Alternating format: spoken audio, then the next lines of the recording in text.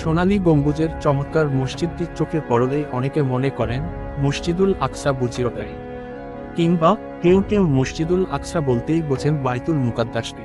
সোনালী গম্বুজের মসজিদ আর মসজিদুল আকসা যে এক নয়, কিংবা বাইতুল মুকাদ্দাস বলতে আসলে কি বোঝায়, ইহুদি, খ্রিস্টান ও মুসলিম সকলের কাছে কেন পবিত্র বাইতুল মুকাদ্দাস, এগুলো নিয়ে আমাদের আজকের আয়োজন, যা ইতি টানবে অনেক ভুল ধারণা।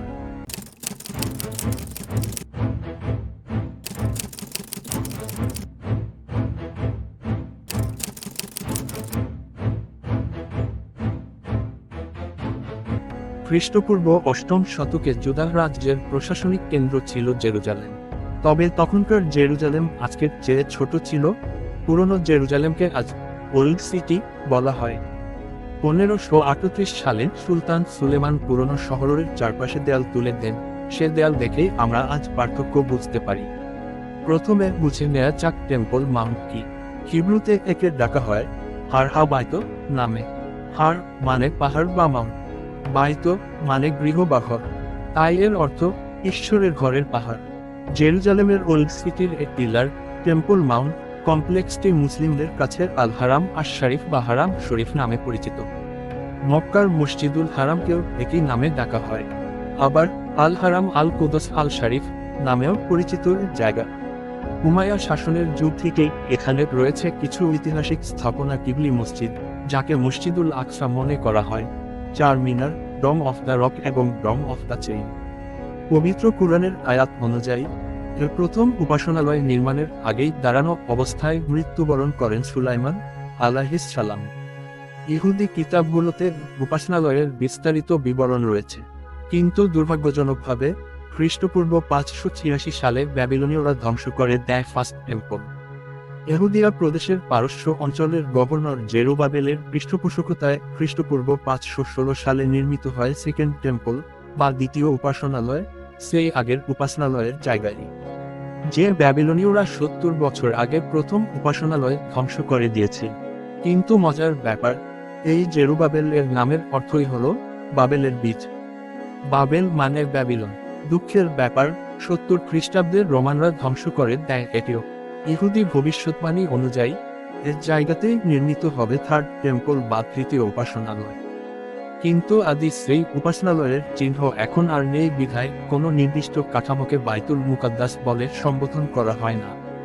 ভাবছেন বাইতুল মুকাদ্দাস কথাটা কোথা থেকে এসেছিল? আরবিতে এর প্রচলনের অনেক আগেই হিব্রুতে সেই পবিত্র উপাসনালয় বা হোলি টেম্পলকে বেইত হা মিকদাস ডাকা হতো।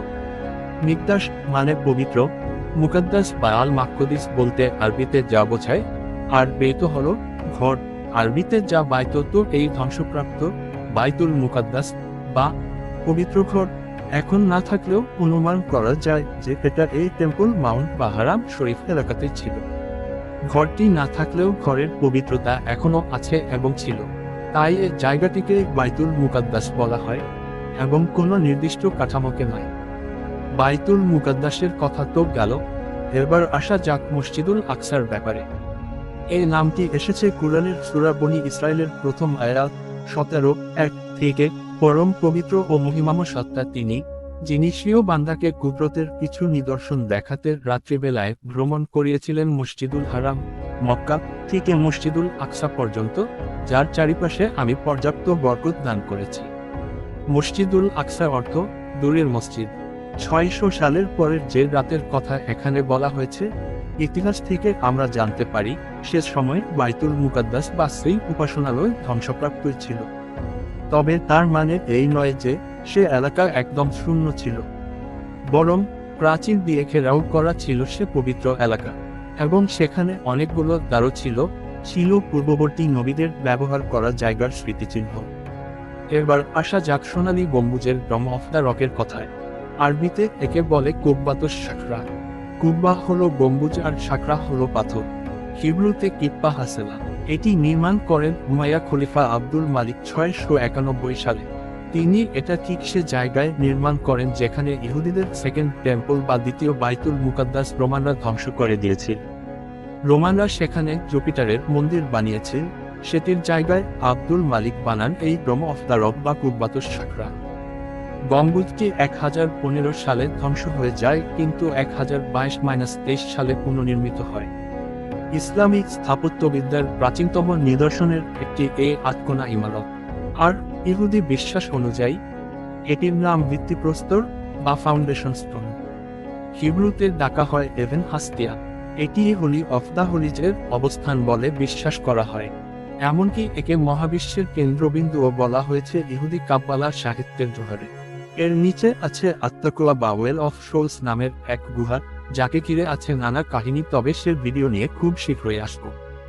1187 সালে সালাহুদ্দিন জেরুজালেম জয় করার পর ডম অফ দ্য রকের উপরের ক্রুশ নামিয়ে সেখানে ক্রিসেন্ট লাগিয়ে দেন। সুলতান সুলেমান তার রাজত্বকালে 1520-1566 স্থাপত্যের বাহিরের টাইলস লাগিয়ে দেন পুরোটা জুড়ে। আর ভেতরে লাগানো আছে মোজাইক ও মার্বেল, যাতে লিখিত কুরআনের আয়াত। সুলতান সুলেমানের নির্দেশে টাইল জুড়ে সূরা ইয়াসিন লিখিত হয়। তার উপরে লেখা হয় সূরা ইসরা বা সূরা বনি ইসরাইল, কারণ সেখানে নবী সাল্লাল্লাহু আলাইহি ওয়াসাল্লাম এর এই বাইতুল মুকাদ্দাসে আসবার কথা লিখিত আছে। 1967 সালের 6 দিনের যুদ্ধের সময় ডম অফ দ্য রকের মাথায় ইসরায়েলের পতাকা ওড়ানো হয়, কিন্তু শীঘ্রই ইসরায়েলের প্রতিরক্ষা মন্ত্রী মুশে দায়ানের নির্দেশে সেটি নামিয়ে ফেলা হয় এবং এর দায়িত্ব দেয়া হয় মুসলিম সংগঠন ওয়াকফের হাতে। এখনও ওয়াকফের হাতেই এর অধিকার রয়েছে। জর্ডানের রাজা হুসাইন 1993 সালে তার একটি বাড়ি বিক্রি করে পাওয়া 8.2 মিলিয়ন মার্কিন ডলার দিয়ে 80 কেজি সোনা কিনে তা দান করে দেন ডম অফ দ্য রকের জন্য। সেই সোনায় আজ জ্বলজ্বল করে ডম অফ দ্য রকের গম্বুজে। ইসরায়েলি পুলিশ নিশ্চিত করে যেন টেম্পল মাউন্ট এলাকায় কোনো অমুসলিম প্রার্থনা করতে না পারে। এমনকি অমুসলিমরা সেখানে কোনো প্রার্থনার বই বা ধর্মীয় পোশাক পরেও যেতে পারে না। মূলধারার ইহুদি র্যাবাইরা ইহুদিদেরকে টেম্পল মাউন্টে যেতে উৎসাহিত করেন, কিন্তু ডম অফ দ্য রকে ঢুকতে নিষেধ করেন।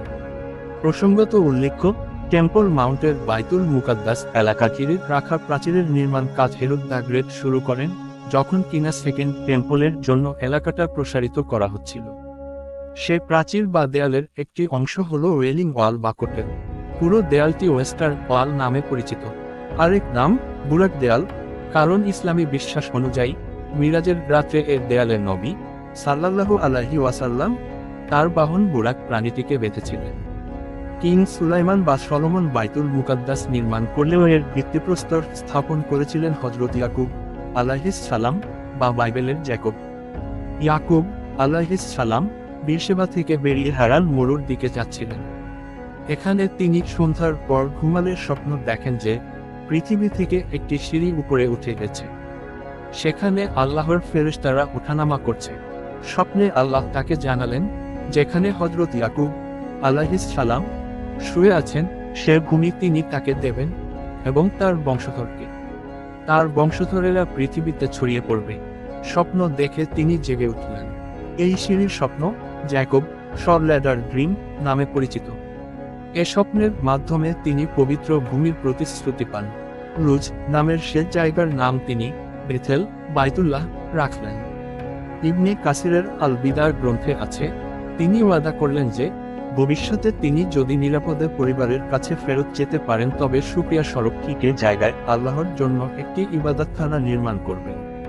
পাথরের উপর বিশেষ তেল দিয়ে তিনি জায়গাটা চিহ্নিত করেও রাখলেন। নানা খাত প্রতিখাত আর কাহিনী শেষে বহু বছর পর তিনি শাকিম এলাকার উরসালিম নামের এক গ্রামে পৌঁছান।